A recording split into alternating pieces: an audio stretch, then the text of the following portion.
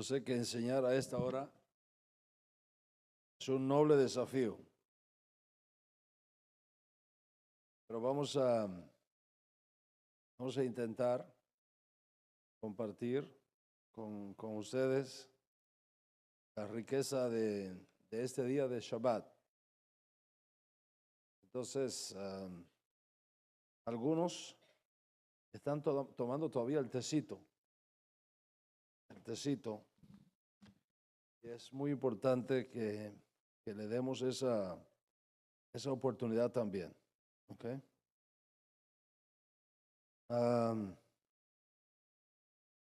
Tengo muchas notas aquí y voy a ver cómo puedo hacer un resumen de todo esto.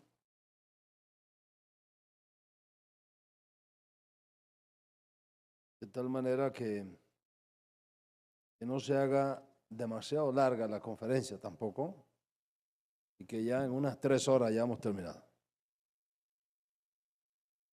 Creo que no está muy mal. Me avisan si ya estamos en el aire. Ya estamos en el aire. Muy bien. Muy bien. Lo único que no veo nada acá en el monitor de acá.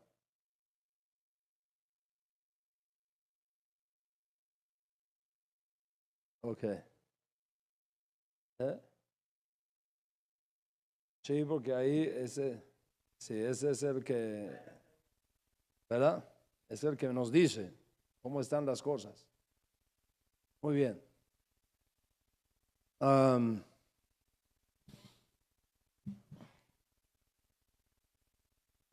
Vamos a compartir Ezra Hashem en esta parashá Vayehi que nos ocupa en este día, teniendo con nosotros la bendición de contar con la presencia aquí del Moré Paco Francisco Jiménez, junto con su esposa Eva y su hijo Yashua, ¿no? Debe estar por ahí también. Debe estar por ahí. Nos da mucha alegría, Paco, tenerle aquí con nosotros, Eva. Espero que la hayan pasado muy bien acá entre nosotros. Baruch Hashem. Así que los hermanos de Morelia que nos están viendo hoy, Paco está bien. Está bien. Después que salga de aquí, no sé qué va a pasar. Pero hasta ahora está bien todo. Está bien todo. Baruch Hashem. Baruch Hashem. A todos nuestros hermanos que están uniéndose a nosotros en esta hora por todo Iberoamérica, Centroamérica, el Caribe. También tenemos reportes de hermanos que están en sintonía, se unen a nosotros desde España, es decir, Europa, la zona de Europa, incluye Reino Unido. Y hemos tenido hermanos que se unen a nosotros desde Australia, de Japón, de Suecia. La verdad que no sé qué hace un hispano en Japón, pero allá están, en Corea. Kamsahamnida. Mire que hablo coreano también. La verdad que nos da mucha alegría en esta parashá Vayehi. Y especialmente a todos mis hermanos de New York que están en paralelo con nosotros. No, así no es que se dice. ¿Cómo se dice en paralelo? Están en cadena, ¿no? Es lo mismo, más o menos. Sí, pero hay una palabra en el argot Eso mismo. A mi gran amigo, el doctor Fernando Rosero, que desde algún lugar del mundo, por unos campos por ahí, está tratando de conectarse con nosotros. Si es así, Nando, mi bendición para tu vida. Nos da mucha alegría poder tomar este tiempo para hablar de uno de los temas que más me apasiona. De todos los temas de la Torah, este es esos temas que llevo adentro, que me hierve el alma, la sangre. Es el tema de Mashiach. tema de Mashiach. Y lo he dicho y lo repito, yo creo con perfecta fe que Yeshua es el Mesías y defiendo su honor y defiendo su nombre contra todos los absurdos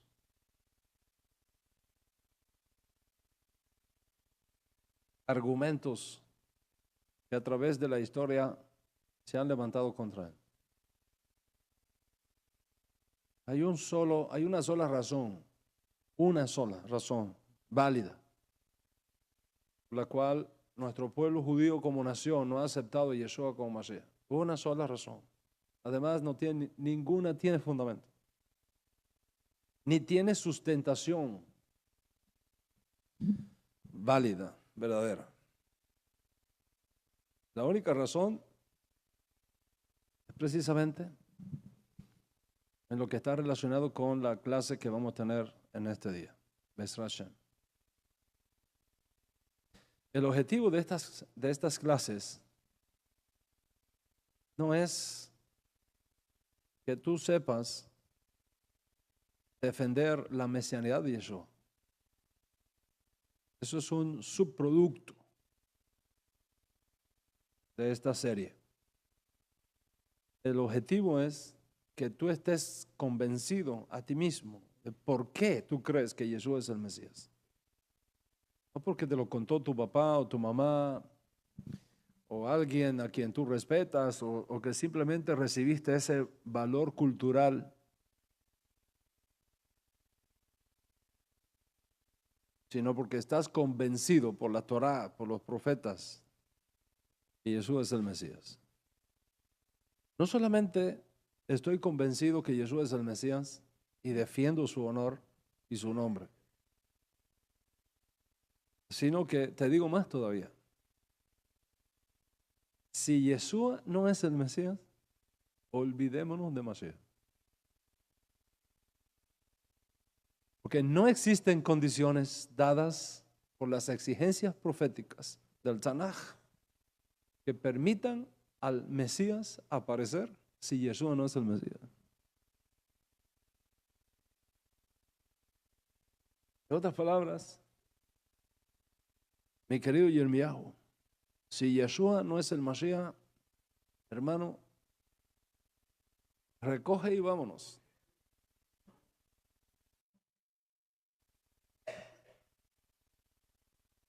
Pero bendito sea el Eterno que nos ha dado esta revelación.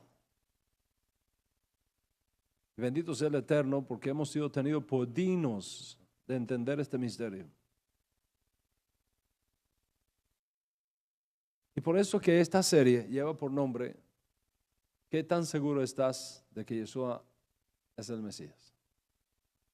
Hoy, la 8ª clase de esta serie. Quiere decir que si usted no ha participado de las 7 clases previas, es importante que te conectes con ella. Estás hablando de, qué sé yo, tal vez 10, 12, 13 horas de enseñanza sobre este tema que ha sido dado previamente y sobre lo cual esta clase edifica en el día de hoy. ¿Qué es lo que hay detrás de esta pregunta? ¿Qué es lo que hay detrás de esta pregunta? ¿Qué tan seguro estás de que Yeshua sea el Mashiach? Porque está detrás de esa pregunta una serie de objeciones. Objeciones en contra de Yeshua. ¿Por qué? Usted puede entrar en cualquier página del judaísmo contemporáneo, cualquier página del judaísmo contemporáneo, que no acepta a Yeshua como Mashiach, va a ver siempre lo mismo. No importa si es la página de Aish,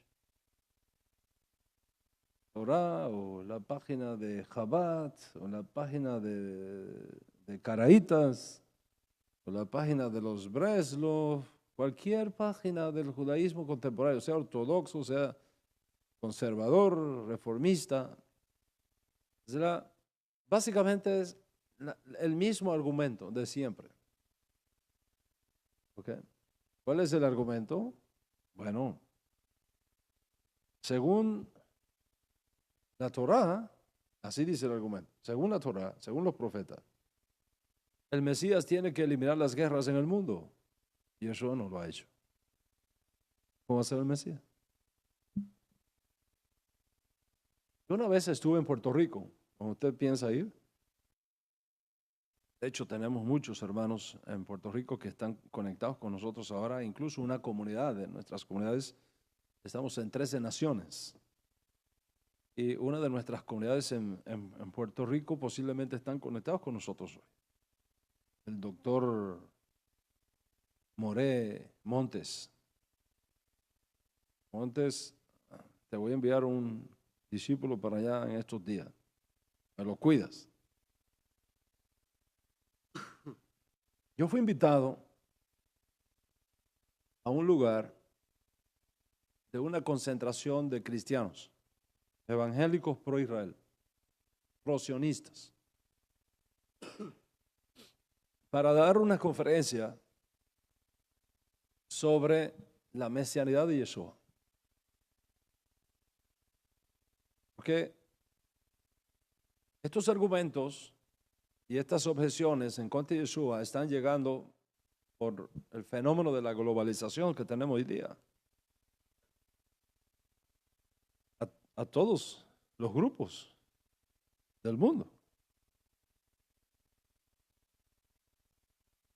Y hay muchos cristianos que están interesados en el tema de por qué razón podemos creer que Jesús es el Mesías.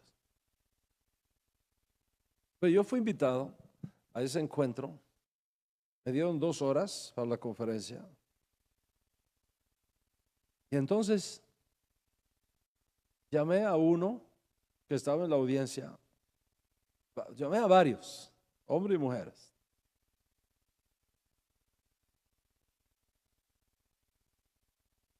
E hice un juego con ellos, que no era ningún juego, era bien serio. Pero hice un juego para que el argumento fuera más fácil de digerir.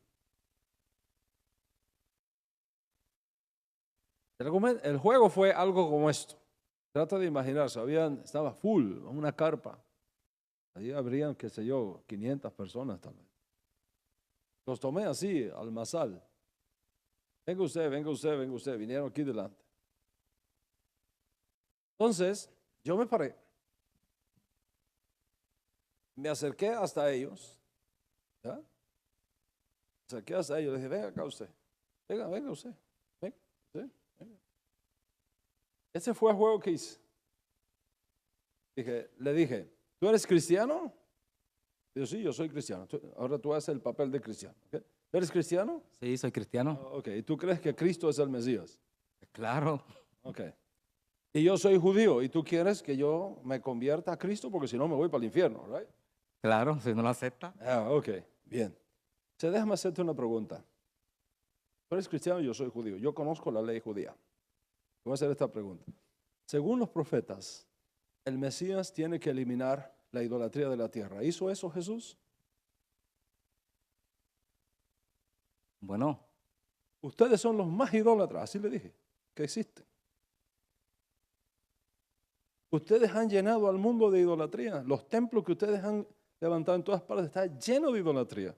Entonces, si el Mesías tiene que quitar idolatría y ustedes son los que promueven más la idolatría en el mundo, ¿cómo tú quieres que yo acepte a ese Cristo como el Mesías? Así hizo él. Se quedó callado. ¿Qué le digo a este judío ahora? Ven tú acá. Pero otro cristiano más. Fue escogido así al mazal. Le dije lo mismo. Tú eres cristiano, ¿verdad? Sí. tengo cara de cristiano. ¿Y tú crees que Jesucristo es Dios hecho hombre, por cuya muerte y resurrección entramos al mundo por venir? ¿Qué cree usted? No. Tú eres cristiano. Yo te estoy haciendo esta pregunta. Es una carpa, está llena de cristianos. ¿Ok? Es un ejemplo. Okay. ¿Qué me dijo? Sí, supuestamente sí. Ok, listo. Le dije, déjame hacerte esta pregunta. Le dije, yo no quiero ofender tu fe, porque no, si tú quieres ser cristiano y esa es tu decisión, yo no tengo problema con eso. Sea feliz, sea cristiano. No hay problema en eso, para nada. Este no es un asunto de preferencia religiosa, es un asunto de saber por qué y por qué no. ¿Me entiendes? Le dije, ok, tú eres cristiano, yo soy judío, y tú tienes amor por mí, tú quieres que yo no me pierda, que yo no vaya al infierno, sino que yo vaya al cielo. Y en tu mente, la única manera es que yo acepte a Cristo como mi Salvador personal. ¿Correcto? Correcto. Correcto. Ok. Según la Torah, el Mesías tiene que eliminar las guerras de la tierra y traer un mundo de paz y justicia para todos. ¿Hizo eso Jesús? No. Eso es como tú quieres que yo lo acepte como Mesías. Ya, pues te puedes sentar. Se llamé al otro y así lo fue llamando al otro y a otro. Al final, todo el mundo, ¿y ahora qué? ¿Y ahora qué? Como muchos de ustedes podrán estar pensando, espérate un momento, ¿y ahora qué? ¿Cómo puede Jesús, Yeshua, ser el Mesías? Si el Mesías tiene que eliminar la idolatría, basta mirar para cualquier lado, el mundo está lleno de idolatría. El Mesías tiene que eliminar la muerte. Muerte por todos lados. La muerte no ha sido eliminada.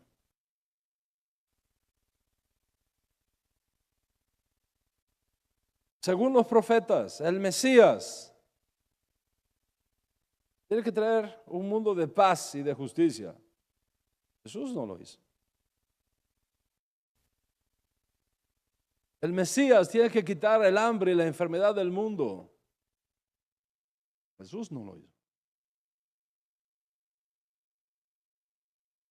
Entonces, si Él no cumplió con ninguna de las exigencias mesiánicas para ser el Mesías, según los profetas, ¿sobre qué base yo lo voy a aceptar como Mesías?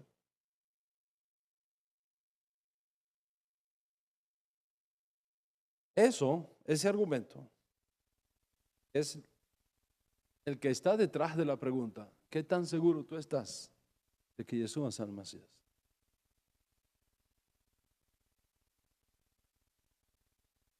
¿Cuántos están conmigo hasta aquí? Okay. Bueno, yo no sé cuántos de ustedes vieron un video que yo no sé cuántas veces me lo han mandado, de un pastor que fue a Israel y cita nada menos que a un rabino ortodoxo a evangelizarlo. El rabino viene y le dice el pastor, ¿no? Señores, no estamos aquí hablando de intención, no estamos hablando de honorabilidad, no estamos hablando de ninguna de estas cosas, estamos hablando del valor de un argumento, eso es todo. Este pastor, amante de Israel, pro-sionista, pro-Israel, en su amor, él quiere que todos los judíos reconozcan a Yeshua como el Mesías. Y no hay nada malo en eso.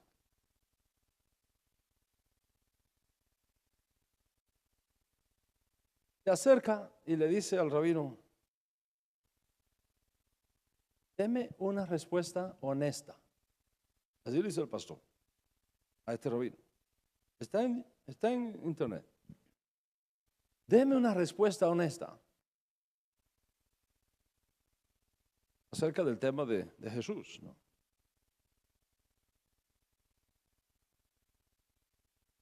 El pastor, el rabino, le dice, mira, yo te voy a decir cuál es el problema de ustedes los cristianos.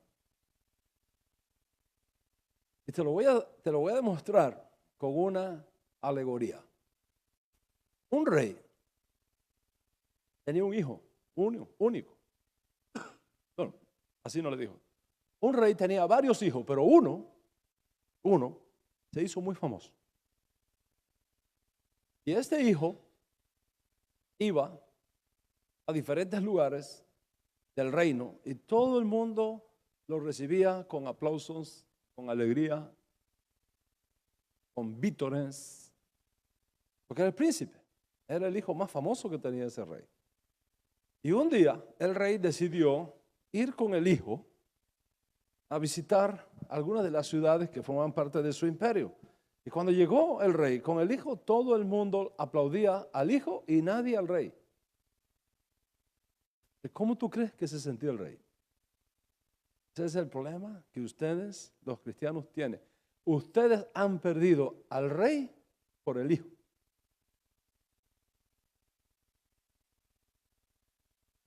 Ustedes han perdido al rey por concentrarse en el hijo. Le dijo. Esa es la razón.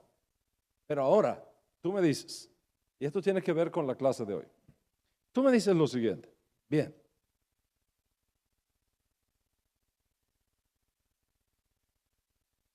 Ustedes afirman que Jesús vino y viene otra vez. Y que cuando venga otra vez, entonces sí va a eliminar la idolatría, sí va a eliminar el hambre, sí va a eliminar las guerras, ¿ok? Que la primera vez vino pero no lo hizo, pero una segunda vez que va a venir, sí lo va a hacer. Eso para mí no tiene ningún argumento, no tiene ningún valor. Dice el pastor, ¿cómo es que eso no tiene ningún valor para usted? Dice, no, te lo voy a demostrar. Pídeme que haga un milagro, aquí, ahora. Están frente al muro de los lamentos. El pastor puso sus cámaras acá, el rabino está ahí, detrás está el muro. Y le dice el rabino al pastor, pídeme un milagro que yo te haga. Cualquier milagro. El más grande, no te quedes pequeño, pide un milagro grande que yo te haga. Para demostrarte que yo soy el Mesías. Le dice el pastor, reconstrúyame el templo. Dice, está bien, lo voy a hacer cuando vuelva otra vez aquí a Jerusalén. Mientras tanto, cree que yo soy el Mesías. El pastor se quedó ahí. ¿No?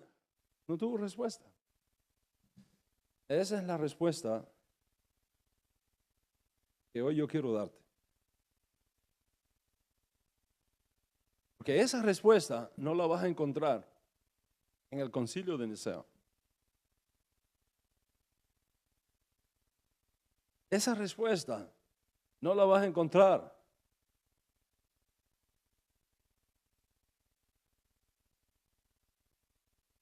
en la Suma Teológica de Aquino. No la vas a encontrar en la ciudad de Dios de Agustín de Hipona,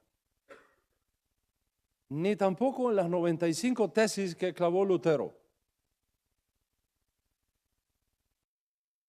en sus días. Porque ahí no está la respuesta. La respuesta a qué tan seguro tú puedes estar que Jesús es el Mesías cuando no eliminó la idolatría, ni eliminó la muerte, ni el hambre, ni la injusticia en el mundo. Y se ausentó de nosotros y prometió regresar, está en el judaísmo.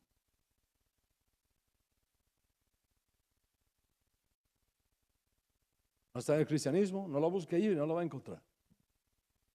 No está en el islamismo, menos todavía. No está en el budismo, está en el judaísmo. La idea de un Mesías que aparece, se esconde y reaparece, no es una idea cristiana. Es una idea judía. Está escondido en el Tanaj.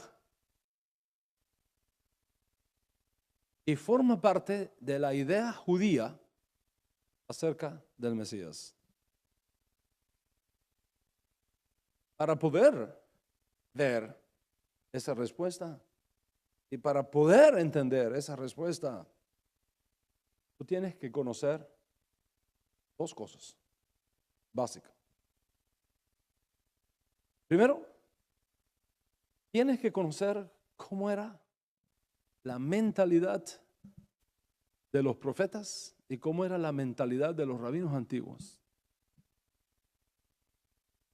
Y no cometer el error de intentar entender lo que ellos dijeron y enseñaron con tu mentalidad del siglo XXI.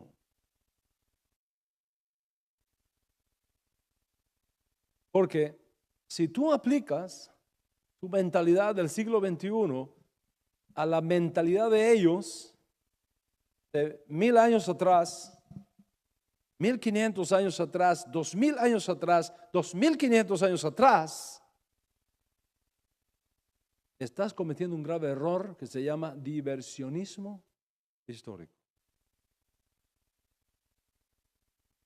Diversionismo histórico es aplicar a las figuras históricas el conocimiento, los conceptos y la metodología que nosotros tenemos 1000 años después del tiempo como ellos vivieron y como ellos interactuaron con el mundo de sus días.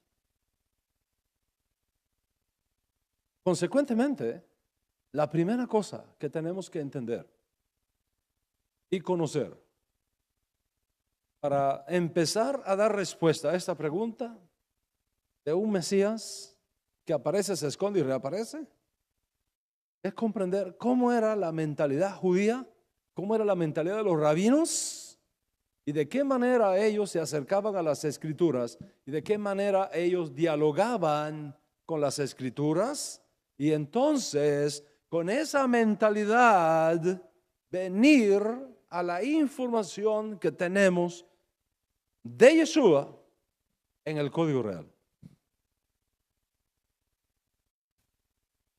¿Qué es lo que pasa? Lo que pasa es que tristemente se viola un principio básico de la Torá. La Torá enseña: medidas justas y pesas justas tendrás. Es un principio universal de la fe judía. Usted no puede aplicar para usted un valor y negármelo a mí. Porque dice la Torá: pesas justas tendrás y balanzas justas tendrás. Entonces, de la misma manera que los sabios de Israel, que crearon los midrashim, los argumim, las responsas rabínicas, con la misma mentalidad que Rashi, el gran rabino francés Rashi, hizo su comentario de la Torá basado en los midrashim, como los que hemos venido estudiando en estos días. Con esa misma mentalidad y con esa misma apertura mental y con esas mismas herramientas, tenemos que nosotros acercarnos a los informes que tenemos en el Código Real. La parashá de esta semana pasada, por ejemplo, Vayegash, que estuvimos estudiando, ejemplo de eso. ¿Sobre qué base explicaron los rabinos de las épocas antiguas, la época talmúdica? Está hablando siglos 5, 6, 7. ¿Cómo ellos explicaron el texto de la Torá que dice que cuando Jacob avino vio los vagones, que Joseph había enviado de Egipto, dijo: ahora yo sé que mi hijo vive y voy a ir a reunirme con él. ¿Sobre qué base? Porque a los hijos no le creyó. Si le mintieron la primera vez, cuando le dijeron que estaba muerto y resulta que ahora le están diciendo que era vivo, ¿cómo lo va a creer ahora? No les creyó. Porque más rápido se coge un cojo que un mentiroso que un cojo. ¿Cómo es? Si me mentiste la primera vez, ¿cómo quieres que te crea ahora? Si me dijiste la primera vez que José había sido destruido por fieras y me trajiste la prueba y ahora me dice que está vivo, eso quiere decir que me mentiste. ¿Cómo te voy a creer ahora? No le creyó. Pero cuando sus hijos le mostraron los vagones, los Lamborghinis y los Maseratis y los Cadillac que le mandó Joseph, que eran los de aquella época, se los mandó y él vio los vagones, dijo: ahora sé que mi hijo Joseph vive y voy a reunirme con él. ¿Sobre qué base? ¿Sabes sobre qué base fue?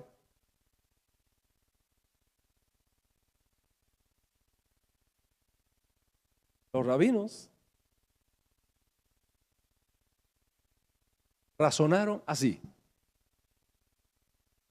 La Torá dice que cuando Jacob envió a Joseph a ver cómo estaban sus hermanos, dice, y lo envió desde el valle de Hebrón.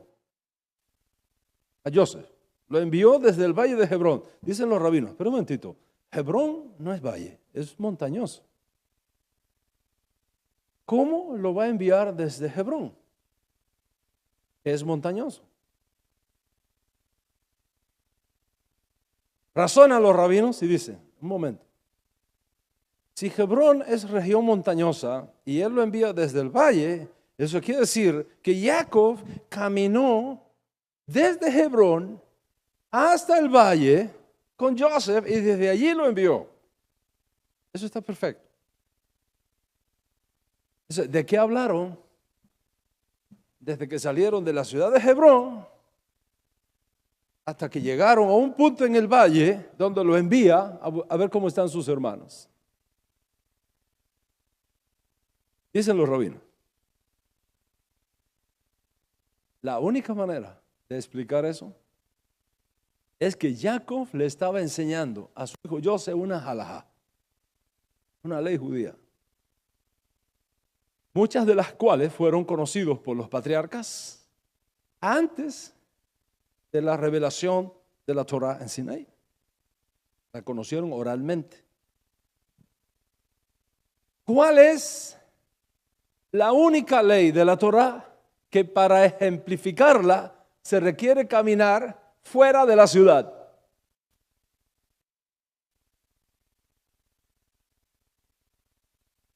¿Cuál es la única ley? Es el razonamiento de los rabinos. ¿Cuál es la única ley de la Torá que para tú ejemplificarla y enseñársela a un estudiante tienes que moverte de una ciudad afuera de la ciudad? Hay una sola. Una sola. ¿Sabe cuál es? La ley de la novilla de cuello partido. Egla. Egla. ¿Qué dice esta ley?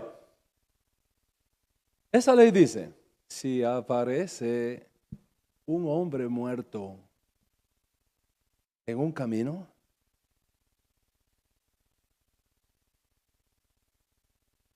los ciudadanos ilustres, es decir, los jueces, los sacerdotes, los levitas, de la ciudad más cercana a donde apareció el cadáver, tienen la responsabilidad de salir de la ciudad hasta el lugar donde encontraron el cadáver,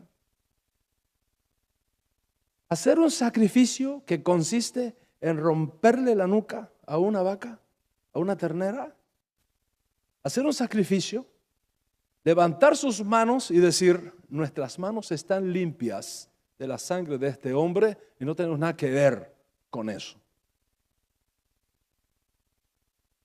Dicen los rabinos, como esa es la única manera y la única ley que para enseñarla se requiere moverse de afuera de la ciudad, eso era lo que Jacob le estaba enseñando a su hijo.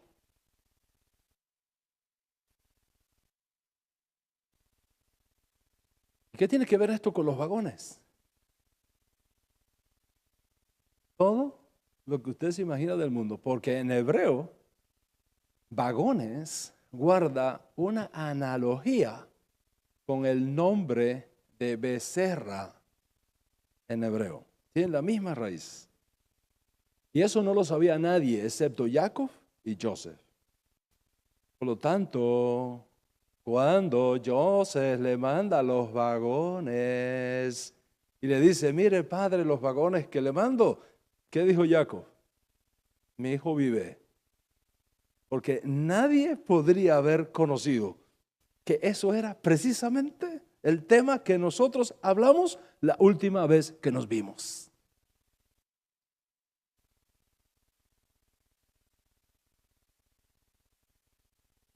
Y a eso decimos amén.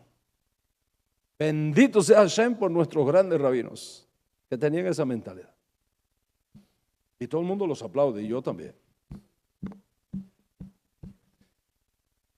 Pero cuando nuestros sabios que creyeron que Jesús era Mashiach, supieron que él se mudó para Nazaret, que sus padres se movieron a Nazaret y se compraron una casita en Nazaret, dice, oh, esto cumple una profecía que sería llamado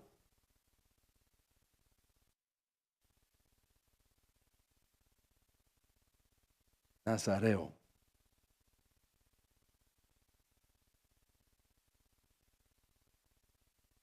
¿Qué dicen los sabios modernos? Ustedes están torciendo las escrituras. Ustedes están inventando textos. Ustedes están manipulando la escritura. En ningún lugar de la profecía se habla de la ciudad de Nazaret. No existe esa ciudad en la época de los profetas. Miren cómo están inventando textos. Miren cómo están manipulando. No. Espérate, es la misma cosa.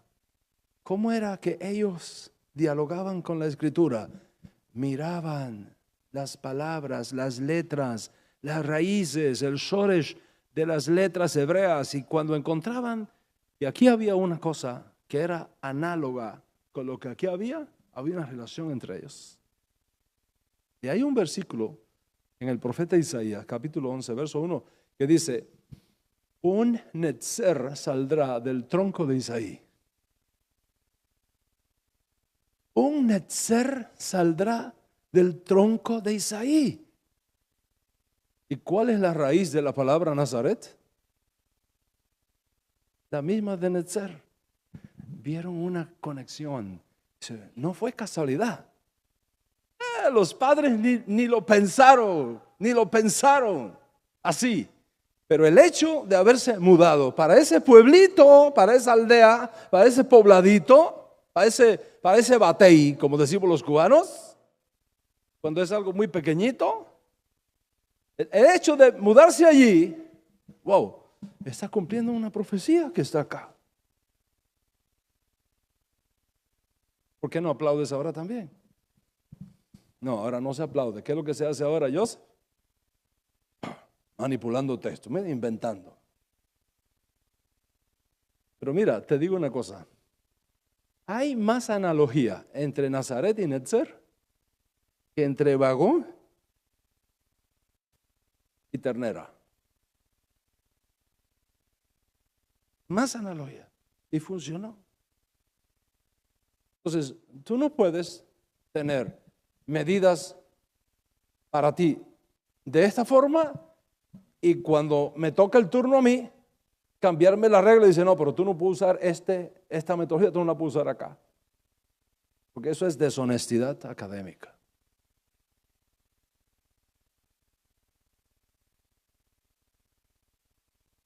Entonces, primera cosa, para poder responder a esta pregunta de un Mesías que aparece, se esconde y reaparece, tú necesitas primero comprender cómo era que operaba la mente de los rabinos y de los profetas antiguos. Y esa es la razón por la que antes de esta clase hay 7 clases previas explicando esa mentalidad y explicando esas reglas de interpretación que tenían los rabinos antiguos y de los cuales nuestro santo maestro Yeshua Mashiach y sus estudiantes formaron parte. ¿Está conmigo hasta aquí? Ahora, hay un sidur. Esa es la primera cosa que tienes que conocer para poder encontrar la respuesta. La segunda cosa que tienes que conocer para encontrar la respuesta es el concepto del Mesías escondido. El concepto del Mesías escondido es uno de los principios más extraordinarios del judaísmo. El Mesías escondido. Hay un Sidur Birkat Shlomo por ahí. El Sidur Birkat Shlomo es uno de los Sidurín, forma parte de la familia de los Sidurín Sefarí más bonitos de todos. ¿Okay? Hay varios Sidurín, este es muy bueno. Birkat Shlomo, muy bonito. Solo lo supera el nuestro, pero bueno. Ok, es muy, muy lindo. Este Sidur, de paso, preserva las tradiciones y costumbres sefaríes orientales. No necesariamente occidentales, pero sí las orientales. Voy a abrirlo en la página 179. Ojo, los santos hombres, rabinos, maestros, soferim que escribieron este sidur, no, hasta donde yo sé, no son creyentes en Yeshua como Mashiach. ¿Ok? De hecho, este sidur está diseñado para personas que no creen que Yeshua es Mashiach. Usted tiene que tener cuidado cómo lo lee, que hay cosas aquí que tienes que entender que tiene esa mentalidad. ¿Okay? Bueno, voy a buscar aquí en la página 179. Está en varios lugares, pero bueno, esta es la que se me ocurre. Vamos a ver.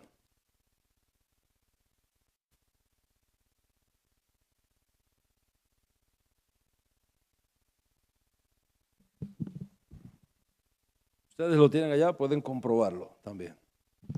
Aquí la cámara lo puede tomar. ¿Sí? Ahí lo tiene. Dice, Eloheinu beelohe abotenu. ¿Ok? Dice, Dios nuestro y Dios de nuestros padres. Sea tu voluntad que ascienda, venga y llegue, que sea vista. ¿Está escuchando? Que sea vista. Para que algo sea visto es porque está escondido, ¿right? ¿Estoy bien o no, Diego? Lógica. Dice, que sea vista, aceptada,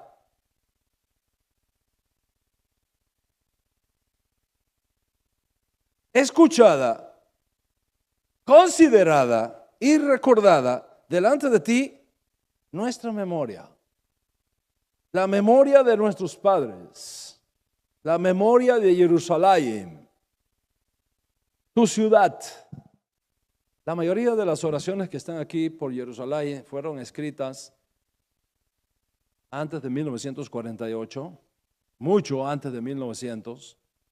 Okay. La mayoría de estas oraciones son de la Edad Media, okay, para acá. Consecuentemente, para la época cuando las oraciones antiguas que están en este siglo fueron escritas, Israel era tierra de nadie, tierra de pantanos, mosquitos, no habían ciudades, Jerusalén estaba totalmente destruida. Y por eso es que ustedes ven el énfasis en reconstruye tu ciudad Jerusalén, etcétera, etcétera, porque cuando se escribió esto no existía la ciudad de Jerusalén. Ahora tenemos la ciudad de Jerusalén. ¿Okay?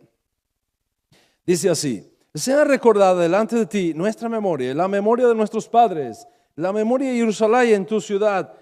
Y dice ahora, que sea recordada y vista delante de ti la memoria del Mesías, hijo de tu siervo David. Un momento. ¿Cómo tú puedes recordar algo que no existe? ¿Cómo tú puedes recordar algo que no fue? Porque si algo no fue, tú no tienes punto de referencia. Si Jerusalén nunca hubiera sido construida, tú no puedes tener memoria de ella.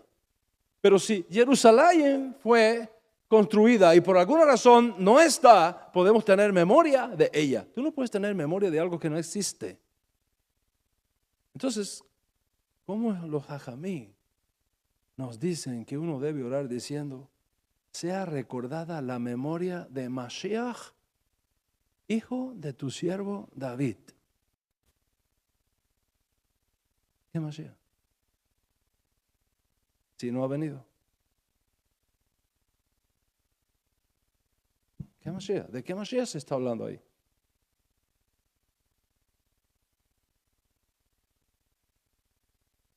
Porque ese Mashiach del cual se está hablando aquí no es un Mashiach cualquiera. Está hablando de Mashiach. Una cosa es Mashiach y otra cosa es Hamashiach. En hebreo hay muchos Mesías. Todos los reyes son Mesías, todos los sacerdotes son Mesías, todos los profetas son Mesías. ¿Cuántos sacerdotes ungidos tenemos en nuestra historia? ¿Cuántos profetas ungidos tenemos en nuestra historia? ¿Cuántos reyes ungidos tenemos en nuestra historia? Ya sea en la monarquía unida o en la monarquía dividida. Cientos de Mesías hemos tenido en nuestro pueblo, cientos de Mesías. Pero no está hablando ahí de uno más, está hablando del Hamashiach. Uno diferente, único. ¿Cómo tú puedes tener memoria de algo que no se ha manifestado nunca?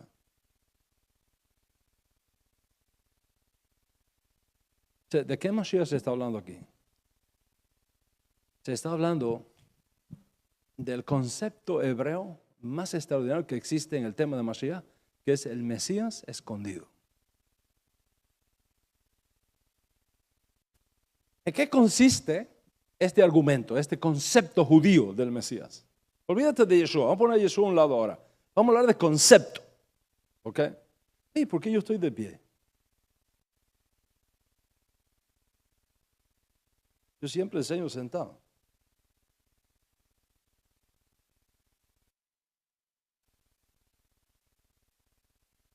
Las notas a un lado, porque estoy inspirado hoy.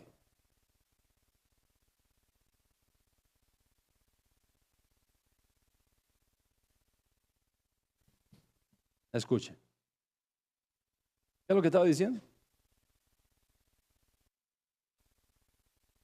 El concepto del Mesías, ¿qué? Escondido. The hidden Messiah. El Mesías oculto. ¿De dónde viene esto? Dicen nuestros sabios, hay varias cosas que fueron creadas antes de la creación de todas las cosas. Hay varias cosas que fueron creadas antes de la creación de todas las cosas. En otras palabras, antes de Bereshit capítulo 1, verso 1, antes de eso, varias cosas fueron creadas. ¿Cuáles fueron esas cosas que fueron creadas? Entre otras, el Geinón. El Geinón fue creado antes de Génesis 1:1, según nuestros sabios. Y no forma parte de la creación porque es del mundo de la Aleph, no del mundo de la Bet. So, el Aleph Bet, okay, el Aleph Bet, es el alfabeto hebreo, comienza por la letra Aleph, termina con la letra Taf. Sin embargo, la primera letra con la cual comienza la Torah es con la Bet, que es la segunda letra, no con la Aleph. Dicen nuestros sabios que la razón por la que esto es así es para indicarnos que todo lo que está de la Bet para acá forma parte de las cosas reveladas. Pero todo lo que está de la Bet para atrás forma parte de las cosas escondidas. ¿Está viendo por dónde le entra el agua al coco este? Lo que está detrás de la Bet son las cosas ocultas. Dice, Moshe Rabbeinu después nos va a recordar, las cosas reveladas son para nosotros y para nuestros hijos. Lo que está de Bet para acá. Las cosas escondidas, lo que está de Bet para allá, son del consejo del Altísimo. Y porque son del consejo del Altísimo, solo si Hashem lo revela, nosotros podemos encontrarlo. Si Hashem no lo revela, no, porque hay una pared, hay una muralla de mármol representada en la Bet. ¿Ok? La Bet hebrea tiene más o menos esta forma. Observa que es una puerta. Si tú te mueves de aquí para acá, tú vas bien. Pero si tú te mueves de aquí para acá, chocas. Chocas con una puerta. Eso es lo que en Kabbalah se llama la muralla de mármol. Pocas personas en el mundo han llegado ahí, a esta muralla. Y muy pocos han cruzado el lado acá. Se dice en el Talmud, por ejemplo, que el gran rabino Akiva, con 4 compañeros más, lograron atravesar esa puerta. Lograron entrar acá, a estos secretos. Lograron entrar acá. Excepto Akiva, todos los demás se volvieron locos. Aquí me llegó un regalo, porque están las letras hebreas. Aquí está la Bet. Oye, qué bonito está esto. Excelente. ¿Qué pasa si tú quieres ir del lado acá? ¿Con qué te encuentras? Con una pared. Esa pared en Kabbalah se llama la muralla de mármol. No se puede pasar, no lo intentes. Porque el golpetazo que te das en la cabeza es fuerte. Para poder atravesar esa pared, tú necesitas algo que es muy difícil conseguir. Muy difícil. Por ejemplo, ¿con qué se puede comparar esto? En el mundo físico hay algo con que se puede comparar. ¿Cuál es la velocidad del sonido? A ver, los científicos que están allá atrás. ¿Cuál es la velocidad del sonido? 300 metros por segundo. Comparado con la luz es nada, ¿no? Pero es muy alta esa velocidad. ¿Te imaginas 300 metros? No, esa es la luz. El sonido. La luz viaja a 300,000 kilómetros por segundo. Pero el sonido, 300 metros por segundo. Bueno, si no ha cambiado, de pronto ahora, eso es lo que yo aprendí en la escuela. ¿Okay? Bueno, lo averiguamos después. Por ahora tomemos 300 metros por segundo. Eso permite que tú sepas dónde cayó un rayo. Que tú ves la luz, pero escuchas el sonido después. Si tú tomas un cronómetro, ves la luz, cuando oyes el sonido, paras, tardó 3 segundos, pues bueno, velocidad es igual a espacio partido tiempo.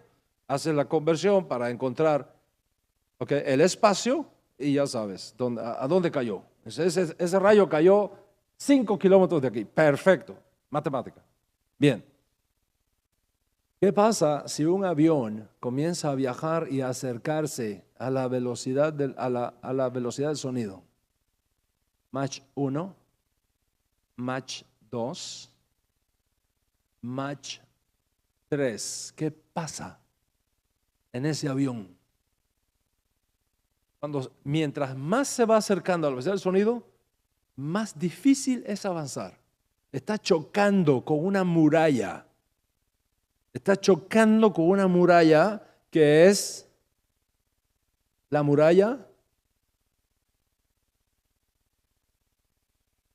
del sonido. Está chocando, eso está ahí arriba. Está chocando con ella.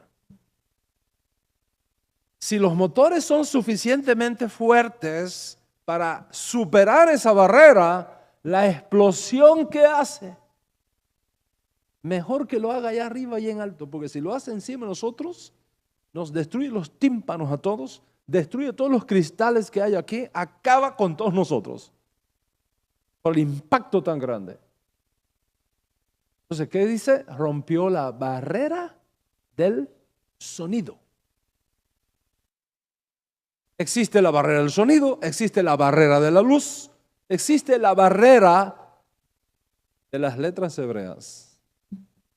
Atravesar esta de aquí para acá es romper una barrera que determina lo que está revelado de lo que está oculto, lo que está revelado de lo que está escondido.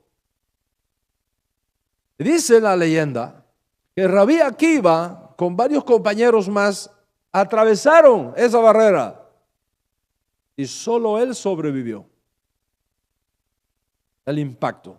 El resto o se volvieron locos o se murieron.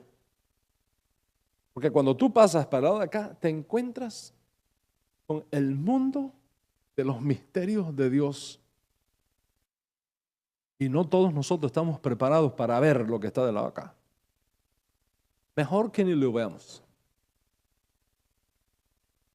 Porque si tú vieras todo lo que existe allá atrás, posiblemente te arruinarías la vida.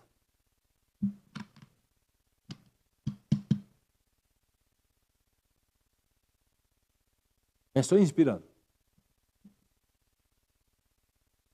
¿Cuántos están conmigo hasta aquí? Ok. Dicen los sabios, estas cosas existieron antes de la vez. Están de lado acá. Primero, el Geinón. El Geinón. ¿Qué cosa es el Geinón? El lugar donde van las almas cuando uno se muere aquí en la tierra. Es el Geinón. ¿Dónde está el Geinón? ¿De qué tamaño es? ¿De qué elementos la contienen? Eso no sabemos. Es un misterio. Está escondido.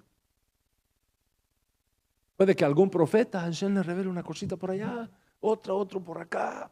Sabemos algunas cosas. Sabemos del Geinón que tiene 2 departamentos. Un departamento para los justos y un departamento para los injustos. Y un tercer departamento para los ángeles más perversos que existen, que están guardados allá adentro, en prisiones eternas. Y no van a salir de ahí, sino unos años antes que el Mashiach se aparezca en el mundo, eso van a salir de ahí. Imagínate si los que tenemos son malos, cuando estos salgan, ¿o qué nos espera? Mejor que ni los veas, ni sepas cómo son. Porque te digo una cosa, no duermes esta noche. Si los ves, no duermes esta noche. El Geinón, eso es un misterio. Solo si Dios lo revela, podemos tener acceso a esa revelación. Es un misterio. Pero existe la creación. ¿Qué más? El trono de gloria, el Kisea Kabot. ¿Cómo es el Kisea Kabot? El trono de gloria, donde está sentado el Hakadosh Baruj Hu Baruch Shemo. ¿Cómo es el Kisea Kabot? No sabemos. ¿Qué más? Dicen los sabios. Hay otra cosa que está allá atrás, antes que el mundo fuese creado. la Torá. La Torá está allá atrás, es un misterio. Solo si Hashem la revela, puedo tener acceso a ella. Bendito sea el Eterno que nos la reveló. Y por eso la tenemos. En código y todo, pero la tenemos. Nos la reveló a nuestro pueblo, Israel, a través de Moshe Rabbeinu. Pero preexistía. ¿Qué más tenemos? La Teshuvah. ¿Qué más tenemos? Aquí viene la cosa. El nombre del Mesías. El nombre del Mesías fue hecho antes de Génesis 1:1. El nombre del Mesías. En otras cosas, en otras palabras, cuando Hashem decidió crear el mundo, lo que tenía en la mente era Mashiach. Y todo lo hizo para Mashiach. ¿Pero dónde está Mashiach? Oculto. ¿A dónde está oculto Mashiach? Es un misterio. Mashiach está oculto.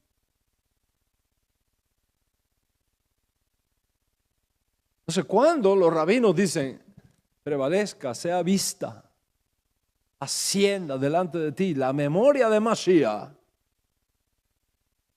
está relacionado con algo que está escondido.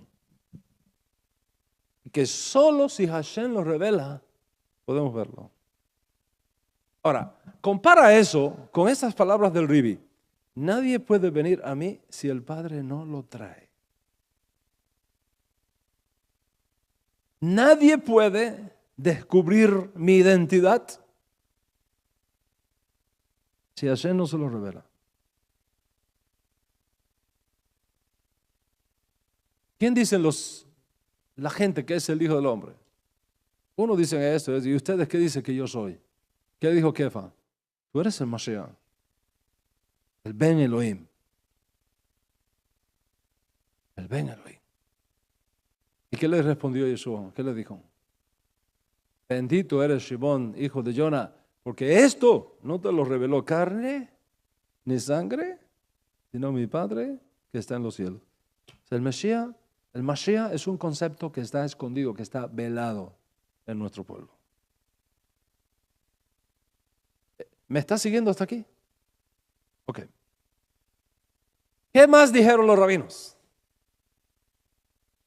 Dicen los rabinos, el Mashiach está escondido en cada generación, esperando a ver si esa generación es digna para entonces revelarse. En otras palabras, según los rabinos, en cada generación hay un potencial Mesías. No está revelado, está escondido. Se revelaría si esa generación es digna, si esa generación hace Teshuvah, si esa generación guarda Torah, si esa generación guarda Shabbat, si esa generación deja de hablar la Lashon Hara, si esa generación elimina el odio sin causa. Tanto es así que un rabino llegó a afirmar que si todo Israel guarda 2 Shabbat seguidos, perfectos, el Mashiach escondido se revela ahí mismo.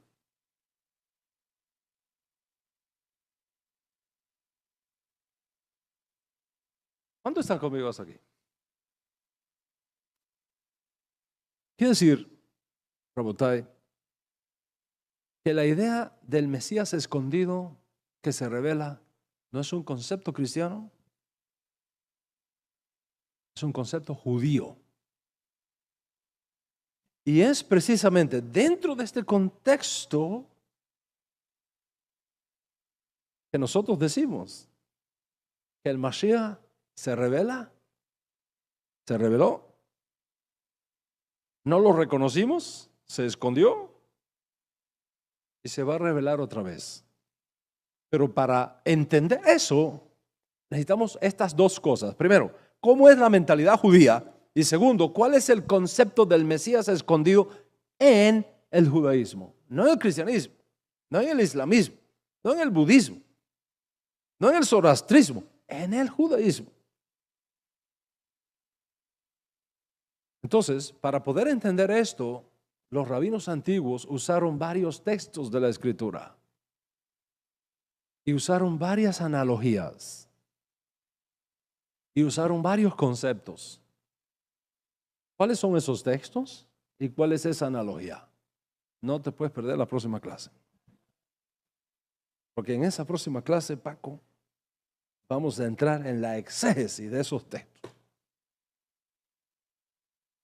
Pero antes de llegar ahí, era necesario para mí prepararte para que entiendas por qué los rabinos llegaron ahí. Y sobre qué base tan sólida y fuerte nosotros creemos que Yeshua es Mashiach. Aun cuando en su revelación inicial no le permitieron realizar lo que él mostró que tenía el poder para realizar. Porque si tú estudias la vida de Yeshua según la información que tenemos en nuestros libros, donde estaba Yeshua no había hambre. Donde estaba Yeshua no había muerte. Donde estaba Yeshua no había enfermedad. Donde estaba Yeshua no había lepra. Donde estaba Yeshua no había ciegos, ni cojos, ni endemoniados. En otras palabras, Yeshua creó un microclima donde ni estaba la muerte, ni estaba la enfermedad, ni estaba el hambre, ni estaba la idolatría. Mostrando así que de haberlo reconocido, lo que él hizo en ese microclima mesiánico que creó por un tiempito corto en Israel, lo habría hecho extensivo no solo en todo Israel, en todo el mundo. Pero aquella generación no fue hallada digna y no se reveló. Se escondió.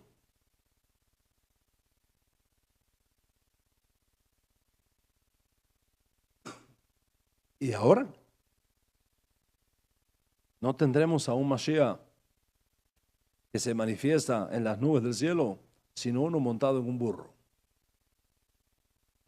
Es decir, el proceso de la redención se da como el jamor, largo, difícil, a través de largos procesos sociales, materiales, económicos, políticos, difíciles, lo cual habría sido facilísimo si lo hubiésemos reconocido.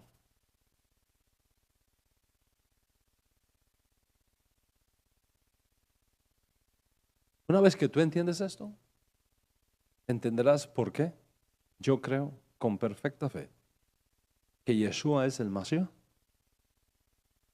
y defiendo su honor y defiendo su nombre contra todos estos argumentos que se levantan en contra de él. Una simple razón. Ninguno de esos argumentos tiene suficiente fortaleza para afectar en lo más mínimo su mesianidad. Todo lo contrario. Y si analizamos este tema hasta el fondo, vamos a encontrar que al final del día todo esto forma parte de un plan escondido que está detrás de la vez y que solamente entenderemos bien cuando Hashem cierre las cortinas de la historia y nos revele los misterios de Mashiach. Feliz es el pueblo que pueda creer esto. Feliz es el pueblo que pueda creer a nuestros profetas. Y feliz es el pueblo que se afirme en la Torah y en los preceptos, que es el todo del hombre, que cuando Mashiach venga, lo encuentre totalmente involucrado en guardar los mandamientos y enseñarlos, porque solamente así se será grande en el reino de los cielos. Shabbat Shalom.